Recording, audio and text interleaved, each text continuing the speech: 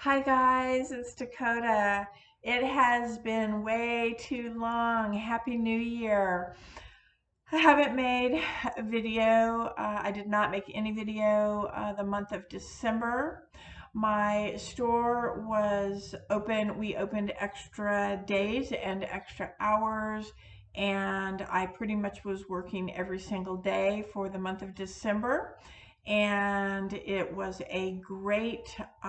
We ended up having a very successful December. We had a great year altogether. I wanted to just thank my worker bees who worked extremely hard at the store, doing all the things, and that means a lot to me. I appreciate it. Um, and I finished, we have, our year long Witchcraft 101 course. We finished that up in December as well. So I was busy making sure that everything was, that I had covered all these subjects and making sure that the students, if they had any questions, that we could answer those. We had a beautiful Yule ritual that the students provided, and that was just lovely. It was absolutely great. I loved it. And that's always bittersweet. The end of my class is always bittersweet. A year is a long time to teach a class when you're teaching every week, once a week for a year. It's a lot of work, it's a lot of energy, and I absolutely love it. I do. I love it, but I will tell you this, that it is a lot of work, and it can be quite draining. And so there are times, and I would just being honest, if you're a past student, I'm sure that you know this. There are times when I'm like, just scratching my head going, why am I doing this? And but at the end of the year, or even mid-year, is usually when I start to notice, and the students, I think those students that are committed to doing it and staying with it, um, I think there's a point like halfway through the class that they start to go, hmm. Like little things start to happen for them, and they start to really experience the craft in a way that maybe they wouldn't have taken the time. Because, well, let's face it, when we're home, it's really hard to stay committed to your practice. Things get in the way, like work, like family, like friends, like um, just we're sidetracked. We get very easily sidetracked. It's very easy to say, I'm not going to do this work today. I really need to. It's a full moon or it's a Sabbath, but I just don't feel like it. I'm so tired. It's really, really easy to fall into that. Hello. I know personally because I'm the same way. It's very hard. When you have an obligation like a class, there's a commitment to that. And um, so part of it is you owning that responsibility yourself, and you're sort of forced to come to the class whether you want to or not, because you signed up for it, you registered it. So not that I keep you in restraints or anything. You can leave at any time, but those that are committed, um, they take that responsibility and they come, and I'm there every week with them. And so that's a commitment for me. I'm committed to them, and as long as you're committed and you're doing the work, then I'm committed to you, and I'm going to be here every week with you. It's so, but it's hard. It's just really hard work.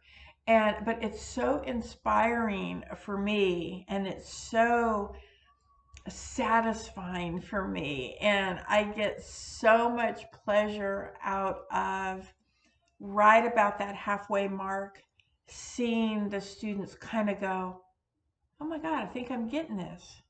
Like, wow, this has helped me so much. Seeing those improvements in their life, seeing them become their own person, seeing them take control of themselves um, and their situations and all of that. It's really amazing. And, and, and so the end of the year is a lot easier for me because I know that they are now committed and excited because things are starting to work. The first half of the year is really, really some heavy academic work. And so, that's kind of hard and boring. It can be boring, but we have to know our roots and our foundation. I know I'm saying it again. And then the second half of the year where we're doing more activities, and it's still roots and foundations, but it's a little more of the activities, not quite as heavy. It's a little bit lighter. But it becomes bittersweet because by the end of the year, I'm like, oh my gosh, this year's never going to end.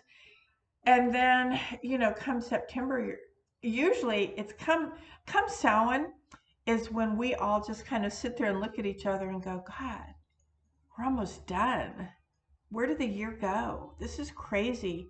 I'm sad. I don't want it to be over. Like I love these people, and I'm just so excited for them. And I just, and so then there's that moment of when I'm like, oh man, I don't want this to end. This is really sad. But then when it comes to the end, I'm like, today's the last day, yay! And I'm kind of glad that it's over. But then again, it becomes bittersweet again because they're like, now what do we do? Now what? And you know,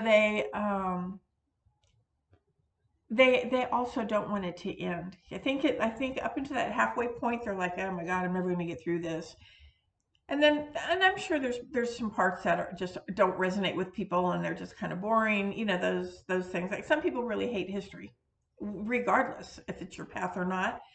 History just isn't their thing, but they've struggled and they get through it. Um, but maybe they're really, really, really into when we practice herbs. That's their thing, and they get really excited about it. And so there's the goods and there's the bads. There's the exciting and the borings. But the bottom line is at the end of the class, when we had our Yule ritual, just speak for this year, when we had our Yule ritual, the class does the Yule ritual.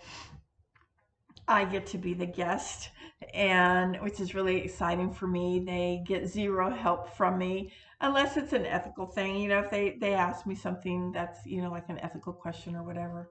But I pretty much don't give them any advice, any helpful tips or hints or anything like that because they've had that all year long.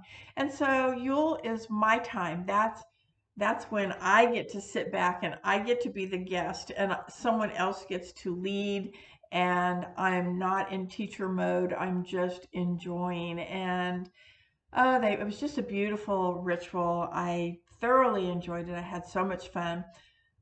Well, after ritual, once we open circle, then we just kind of sit in there and we just chat, we just talk about things and things that have happened over the year, their experiences, their growth, and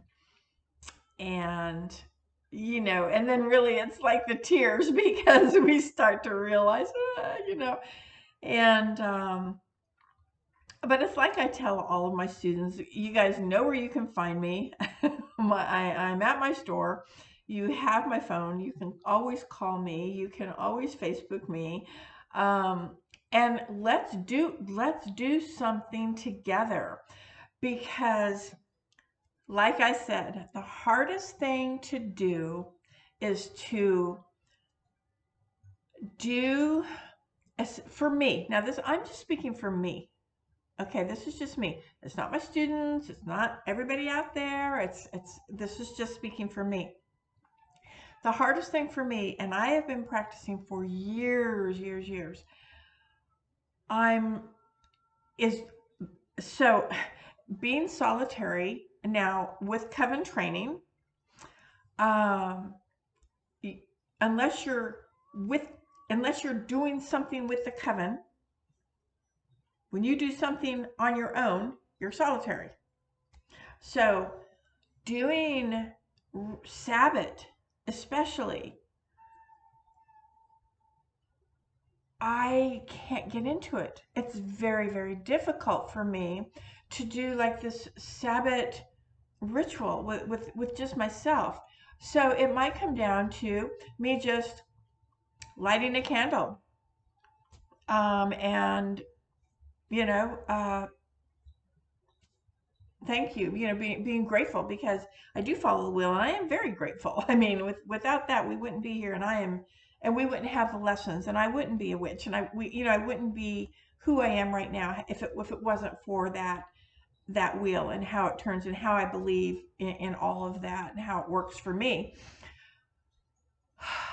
But oh, I just can't do a Sabbath ritual by myself. It's just very difficult. Now,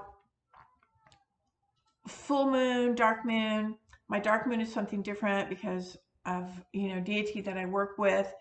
There is a dark moon that I do try to do every month, but I'm not going to sit here and lie to you and say, oh, I do it every month, because that would be a lie. I don't. Again, I'm human. I work. You know what I'm saying? There's just times when you're like, I'm just so tired. I'm exhausted. And I had this question presented to me at one time. The question was, if you're sick, if you're not feeling well, would you still do your devotion ritual, your whatever you would want to call that? Would you still light your deity candles, leave an offering, do a thing, maybe say your hymn or whatever it is that you do, if you're not sick? And I thought, wow, well, I can tell you this: if somebody has the flu, if somebody has COVID, if somebody is contagiously sick, or if someone is just so not in it, I would not want them to come to my ritual. I would not want them to do magic with me. So my answer is, if I am not feeling it, am I foolish to think, oh, well, the gods won't know? Ha ha ha. Yeah, the gods will know. So for me, like I said, if somebody wasn't feeling good, it was contagious or not contagious, they were pissed off about something. I don't want you in my work. I don't want you in my space. And so that is kind of how I feel. So there are some times that I don't do anything on that particular moon. Meaning I don't go up and light the candles. I don't leave offering. I don't sing my hymn or do my hymn. I don't chant. I don't do my drumming. I don't do whatever. It doesn't mean that I don't get in bed and go, I am so grateful, thank you.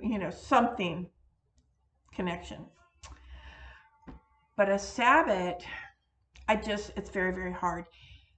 Now, when I do my spell work, as you know, I don't always follow the moon phases. I have a different theory on that. I have a different philosophy on that, such as if I have somebody that is having surgery tomorrow, major surgery tomorrow, and they've asked me, could you please do some healing work for the doctor that he knows what he's doing or she knows what they're doing and they have stable hands and that I get through my surgery well, that kind of thing. And it's tomorrow, but it's sort of like it's a waning moon. I mean, I'm still doing it. I'm going to do this spell, but I do this spell using a different method. Where maybe okay, this is just an example. Okay, just an example. Maybe I say something like, okay, so the moon is waning, right? We're letting go of, and I'm trying to manifest some good health for this person. I'm trying to manifest a speedy recovery, la la la. But maybe for the waning, I say, I let go, remove any anxiety that my friend has for this surgery, remove any whatever blockages that the doctor might have. Maybe he got in a fight, or she got in a fight the night before. I remove any anxieties that the doctor may have. So I am going to readjust my spells. I don't care what phase of the moon it is. Whatever the phase of the moon is, I'm going to adjust my spell for that phase.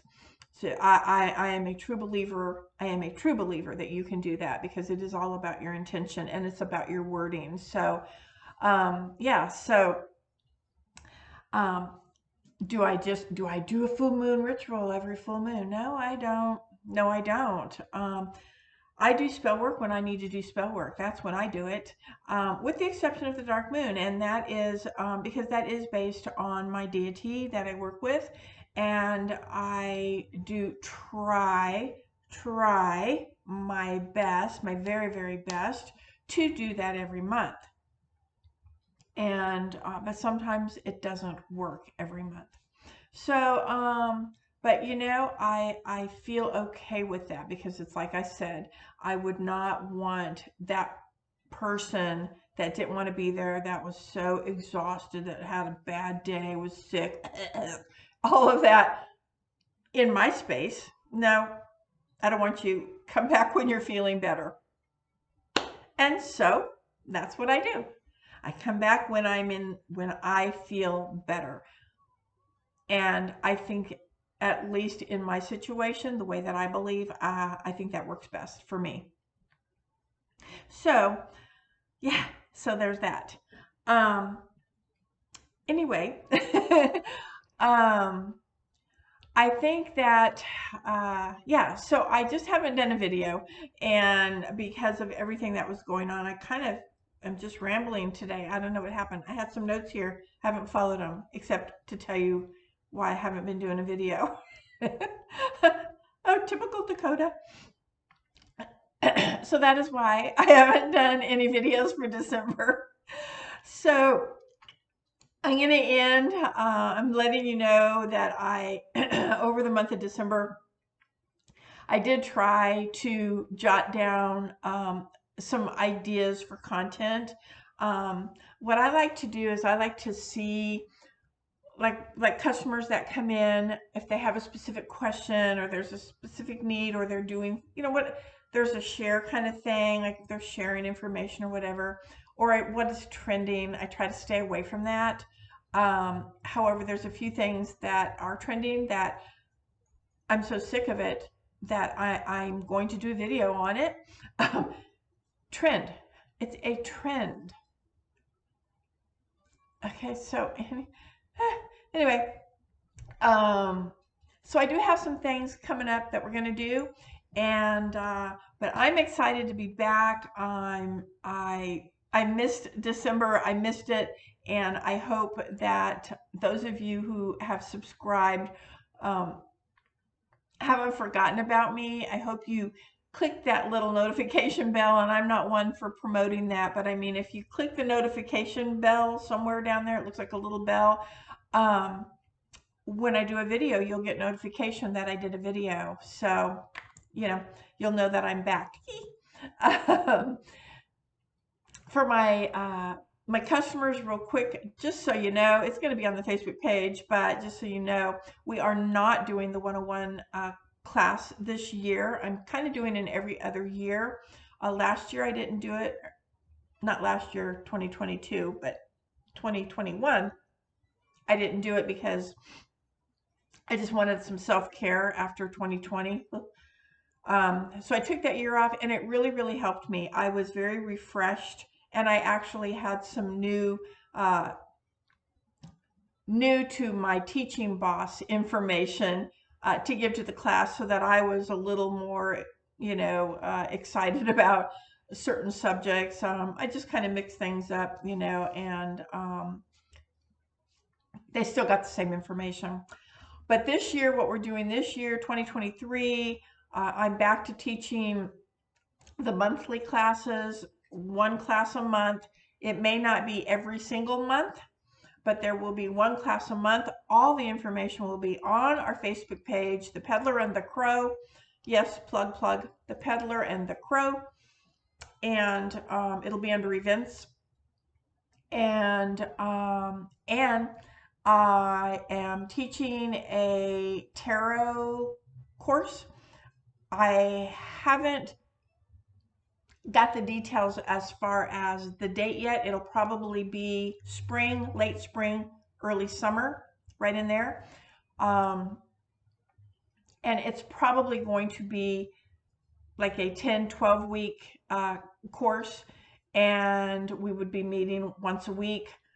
And it is learning tarot, the tarot cards and that root foundational meaning, because that's how I work. But an alternative, fun way to learn how to read the cards, which is the practice that the class that I took, 2 classes, I combined them. This was years ago, but one class I loved was a year-long correspondence, loved it.